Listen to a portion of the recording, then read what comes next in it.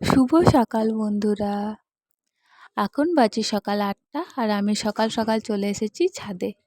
এমনিতে তো আসতেই পারি না, এত রোদ্দুর। তবে আজকের ওয়েদারটা বেশ সকাল থেকেই মেঘলা হয়ে আছে। আর দেখো আমাদের ছাদে কত সূর্যমুখী ফুল হয়েছে। এই গাছগুলো লাগিয়েছে আমাদের বড় জেঠু। আর প্রত্যেকটা গাছে কি সুন্দর ফুল হয়েছে দেখো, খুব সুন্দর লাগছে দেখতে। তো আমি সেটাই দেখতে এসেছি। আর তারপরেই আমি বানিয়ে নিলাম আমাদের ব্রেকফাস্টের জন্য ম্যাগি। ম্যাগি খেতে তোমরা কে কে ভালোবাসো জানিও তো, আমার তো বেশ ভালোই লাগে। আর জানো তো এখন বর্ষাকালের জন্য ম্যাগির মশলাগুলো একটু জমাট বেঁধে যাচ্ছে।